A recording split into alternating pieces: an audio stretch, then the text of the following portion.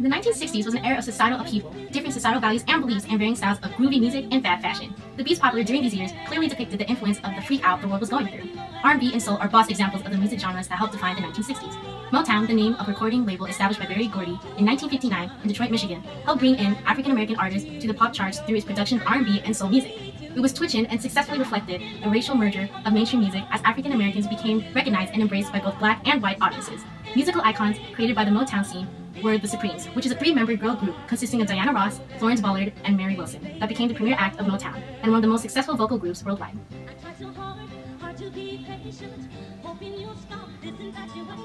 Okay.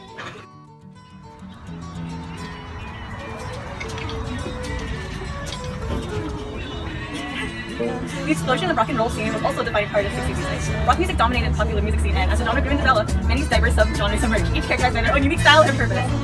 Surf rock and psychedelic rock are some notable genres of rock and roll, each being popularized by groups such as the Beach Boys and the Grateful Dead respectively. With the rising popularity of rock and roll, also came along the British invasion, a period of time lasting from early to mid-60s, where British rock bands and pop artists found fame in mainstream culture worldwide. One such group, the Beatles, were surely not known for their chronos, as their mock-tops captured hearts of teen girls across the world.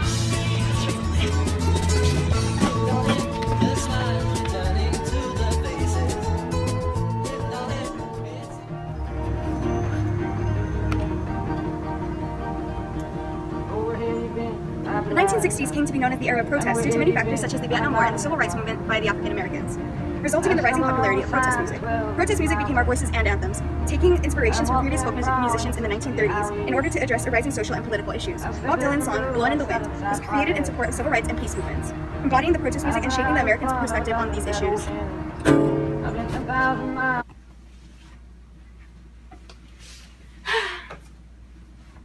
As beat poets, we sought to liberate poetry from square academics and bring it back to a casual and hip art form. Our works reflected our alienation from convention as we dressed freely and stayed out of politics. All we needed was purification through drugs, sex, and jazz. We read our poetry, sometimes along to the sounds of progressive jazz, in beat strongholds such as the Coexistence Bagel Shop in Lawrence Bernadette's City Lights bookstore in San Francisco. Our stylings were frequent to be chaotic and covered with obscenities. Watch your profanity. But were sometimes, as in the case of Allen Ginsberg's Howl, regularly powerful and moving. By 1960, when the spirituality of our movement had begun to fade, it had produced a number of interesting and promising writers, including Ferlin Hetty, Gregory Corso, Philip Wallin, and Gary Snyder, and had paved the way for acceptance of other unorthodox and previously ignored writers, such as the Black Mountain Poets and the novelist William S. Burroughs.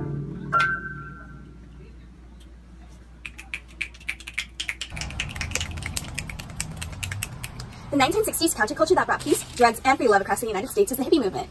The hippie counterculture blossomed throughout the nation, with masses of young Americans no longer wanting to keep up or confine themselves to oppressive and puritanical sexual norms. The hippie movement revolved around the exploration of alternative lifestyles and overall rejection of societal rules. Our opposition to the United States' involvement in the Vietnam War and their belief for all Americans to possess civil rights led to a new alternative form of activism.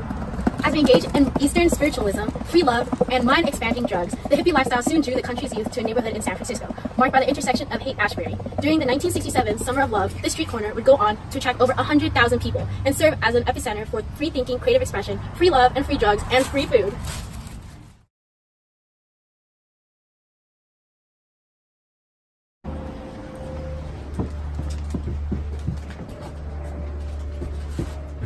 Civil rights reached peaks in the 1960s as African Americans struggled for social justice. Although slavery was abolished by the Civil War and granted African Americans basic rights, they still faced discrimination and the devastating effects of racism. Through nonviolent protests, African Americans sought to combat these issues regarding racial segregation and discrimination. People of the 60s witnessed key events of the Civil Rights Movement, such as the 1963 Birmingham Campaign as well as the 1963 March on Washington. Members of this movement, such as Martin Luther King Jr., Rosa Parks, and Malcolm X, would also rise up in the 60s and receive support from both blacks and white people. By the time 1964 rolled around, President Johnson signed the Civil Rights Acts of 1964. King and other civil rights activists witnessed the signing. The law guaranteed equal employment for all, limited the use of voter literacy tests, and allowed federal authorities to ensure public facilities were integrated. Power. Founded in 1966 by Huey Newton and Bobby Seale, the Black Panthers were a political organization made to combat police brutality against the African American community. The group was involved in numerous violent encounters and controversies with the police, as they organized armed citizens dressed in all black to patrol Oakland and other U.S. cities in the name of self-defense. As they instituted a number of social programs and engaged in political activities, their popularity grew. By the time 1968 rolled around, the Black Panthers reached their peak and accumulated roughly 2,000 members. However, the organization eventually declined as a result of internal tensions, fatal shootouts, and FBI counterintelligence activities aimed at weakening the organization.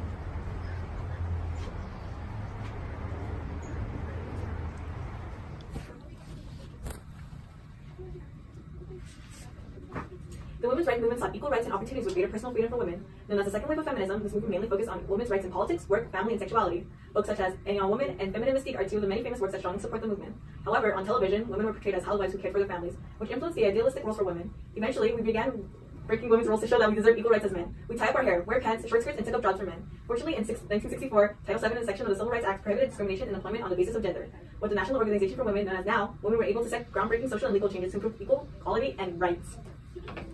Look, we wear pants now. Yep, we wear pants. Wow, pants.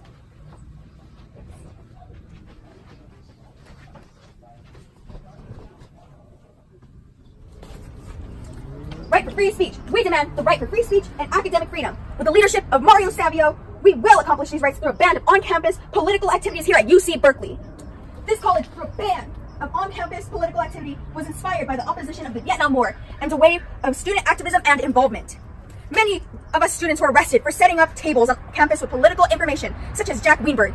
But this does not stop our political actions to continue our goal for the free speech movement with multiple gatherings by Mario Savio.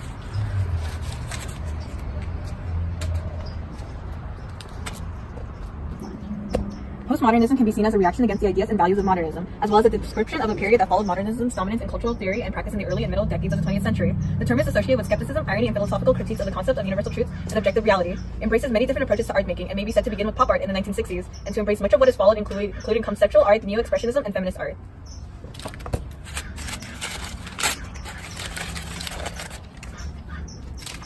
In 1961, President John F. Kennedy began a dramatic expansion of the U.S. space program and committed the nation to the ambitious goal of landing a man on the moon. By the end of the decade, the U.S. public's perception of the Soviet led to the space race motivated by Kennedy to ask the Congress on May 25, 1961 to commit the federal government to a program for the moon landing. This effectively launched the Apollo program.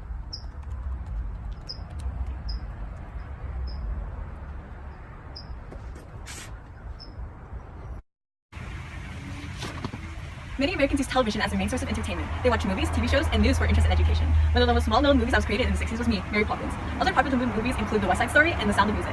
In the 60s, movies as well as TV shows allowed viewers to disconnect, relax, and have a good time. Television has helped people better understand their lives and those around them relating to social or political issues.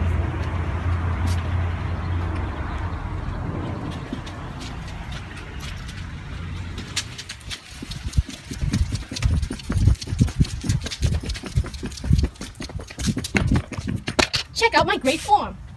I learned it from Willie Mays. The popularity of baseball eventually increased as America began watching the MLB on television. Besides baseball, the popularity of football and soccer also skyrocketed with the legendary soccer player Pelé and the famous football player Jim Brown. The elevated interest in sports heightened the entertainment of many Americans, especially young boys like me. This has caused a growing passion for sports and an increase of child involvement in exercise. In fact, watching sports benefits each individual by making us more active through exercise and by providing a new form of competitive entertainment. Yeah, I made a home run. Now it's time for my victory dance. First, you do the twist, which you simply shake your shoulders and your hips. This is created by Chubby Checker as he sang and danced to his songs. Next is called the locomotion, when you chug your arms just like a train and you move back and forth. This is inspired by the song called The Locomotion. And lastly, my all-time favorite, the shimmy, where you go with a partner and you shake your shoulders back and forward. Just like this.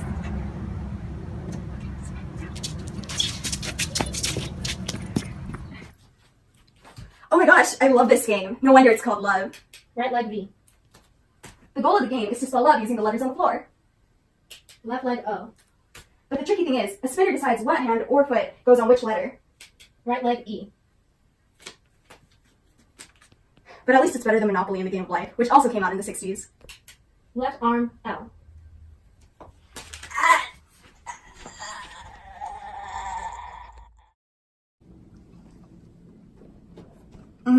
This burger is delicious.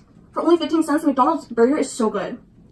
Normally, we eat dinner at home with a home-cooked meal. Mom usually makes potatoes with meatballs, or even stuffed croissants and rolls. But my all-time favorite is the onion soup. But other foods I really enjoy are the chicken in KFC and American dine-in restaurants, like Chi-Chi's and Steak and Ale. So good.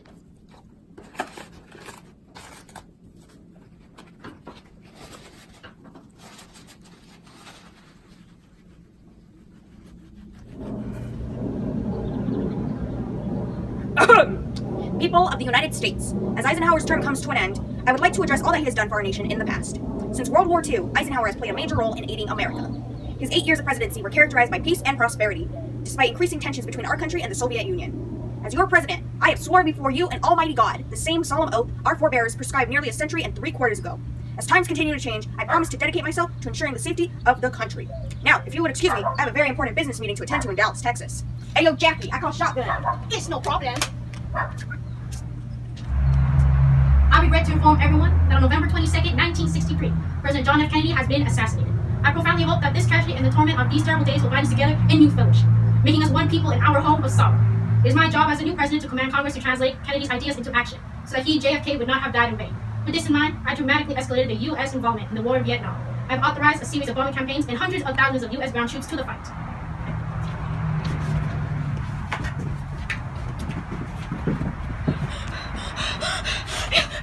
In 1964, Congress authorized the president to take all necessary measures into order to protect the soldiers and their allies from the Viet Cong. Within days of this announcement, the draft began, and men from 18 to 25 were drafted off to the war. So you my fellow soldiers. Over 2 million were sent.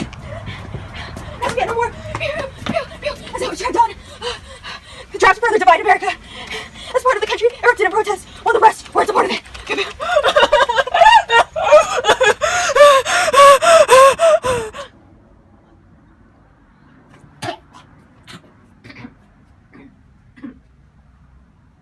As the 37th President of the United States, I have ended American involvement in the Vietnam War by achieving a negotiated settlement. I am proud to say that I was the first president to visit the People's Republic of China by taking advantage of the Sino-Soviet split and significantly altering the nature of the Cold War.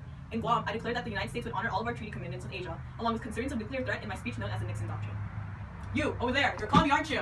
I am Nigerian. Socialism never heard of her. Capitalism, my best friend. I only want red on my stripes, just like this shirt. Love it, don't you?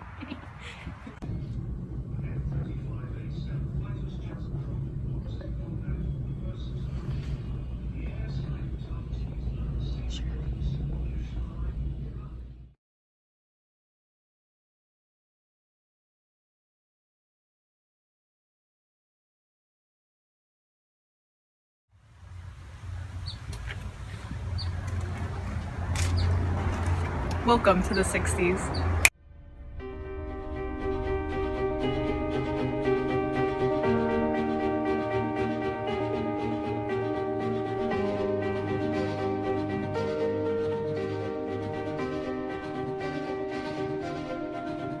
Michael Jackson in the mirror 3 times. Oh, not Michael Jackson, hee. She'll appear.